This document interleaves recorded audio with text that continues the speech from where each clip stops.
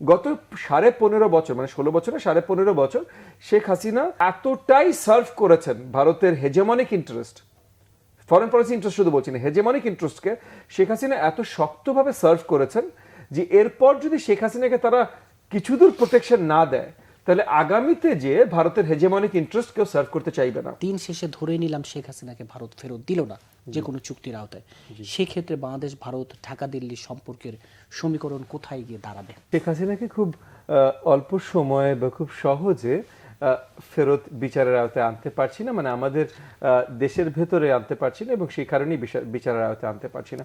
এটা আমাদের ধরে নিয়ে কাজ করতে হবে। অবভিয়াসলি সরকারের দায়িত্ব থাকবে আনতে চেষ্টা করা, এবং আমাদের অন্তর্বর্তীকালীন সরকারের দায়িত্বে যারা আছেন ওনারা সেটা কাজ করে যাচ্ছেন, এবং আমাদের মাননীয় আইন উপদেষ্টা যে কথাগুলো বলেছেন সেগুলো তার এই রেগুলার এক্সপেক্টেড যে কাজ এবং কর্মকাণ্ড সেটার আঙ্গিকে উনি এই কথাগুলো বলেছেন, এবং এই কাজগুলো উনি নিশ্চয়ই করে যাচ্ছেন, সৎভাবেই করে যাচ্ছেন, এবং সেটার জন্য ওনাকে সাধুবাদ জানাই।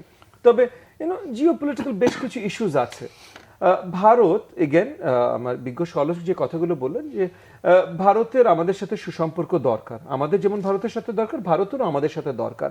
সো সেই আলোকে সামনে ভারত বাংলাদেশ সম্পর্ক অনেক এই মুহূর্তে খুবই নিচু একটা অবস্থায়, খুবই খারাপ মন্দা একটা অবস্থায় ভারত বাংলাদেশ সম্পর্ক আছে, কিন্তু সেটার উন্নতি হতে হবে।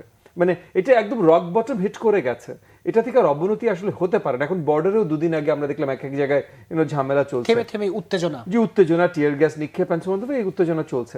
সো এই জায়গাগুলো এর থেকে মন্দা আর যেতে পারে না আসলে। আই মিন রিয়ালিস্টিকলি স্পিকিং, আমরা অনেক দুঃসংবাদের কথা বলতেই পারি, ভয়ের কথা বলতেই পারি যে যুদ্ধ লেগে যাবে এই সেই, বাট আসলে রিয়ালিস্টিক্যালি যত মন্দা হতে পারে আপাতত ওই তত মন্দাতে আছে রিয়ালিস্টিক্যালি। তো এখন এটার থেকে উন্নয়ন হতে হবে, এবং সামনে যে হবে এই অন্তর্বর্তীকালীন সরকার আমলেও হতে পারে, আগামী নির্বাচিত সরকার আমলেও হবে। ভারত কিন্তু এর মধ্যে একটু বলেছে যে নির্বাচিত সরকারের সাথে ভারত খুব পরিষ্কার করেছে সম্পর্ক রাখতে চায়।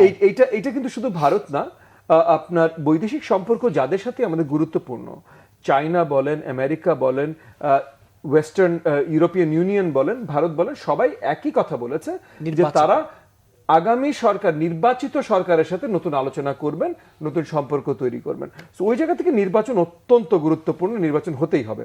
বাট এখন জাস্ট ভারত বাংলাদেশ সম্পর্ক নিয়ে কথা হচ্ছিল, সো সেই জায়গা থেকে বলছি যে ভারত বাংলাদেশ সম্পর্ক উন্নতি হবে, উন্নয়ন হবে, এটা আমি আশাবাদী।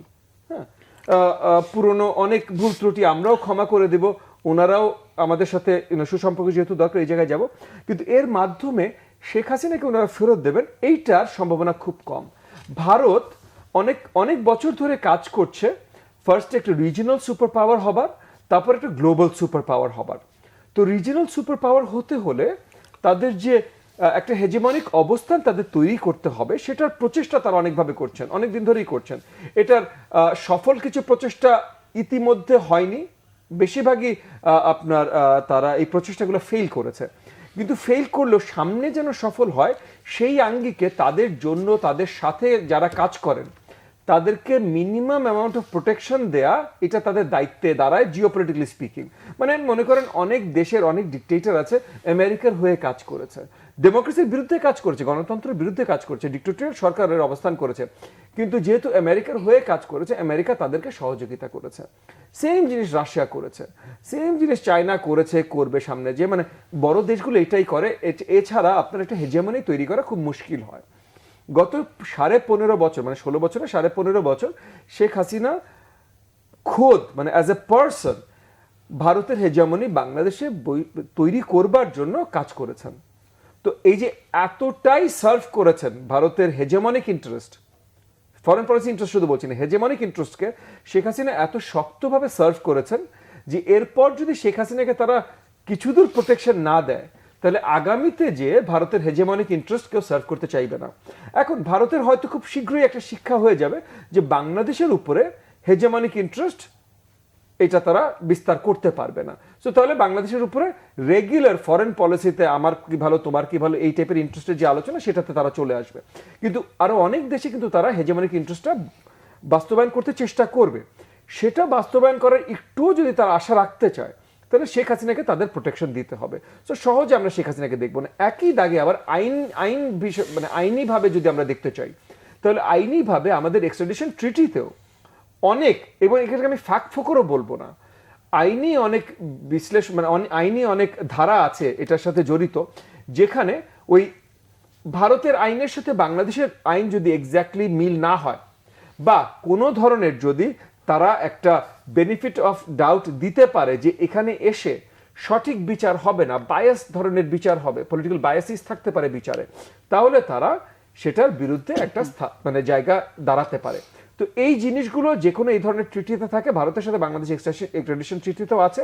এবং খুব বেশি মুশকিল হয়তো হবে না, গিভেন শেখ হাসিনা কত বড় বড় অপরাধ করে বাংলাদেশ থেকে পালাতে হয়েছে, মানে গণহত্যা, ভোট ডাকাতি, আপনার অর্থনৈতিক লুটপাট, এই বড় দাগের তিনটা এত বড় বড় আপনার গুরুতর ক্রিমিনাল অ্যাক্টিভিটি করে শেখ হাসিনার পালাতে হয়েছে। তো তারপর বাংলাদেশের জনগণের খুব আপনার র্যাশনালি, খুব মানে সঙ্গত কারণেই বিশাল ক্ষোভ আছে।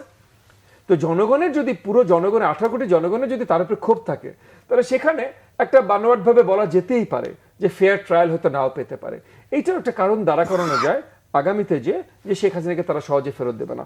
বাট এগেন আমাদের কাজ আমরা করবো, আমরা চাইবো, আমাদের প্রচেষ্টা চলতে থাকবে শেখ হাসিনাকে আইনের আওতায় আনার জন্য। জি, কিন্তু খুব সহজে আমরা পাবো এটা বিশ্বাস করি না।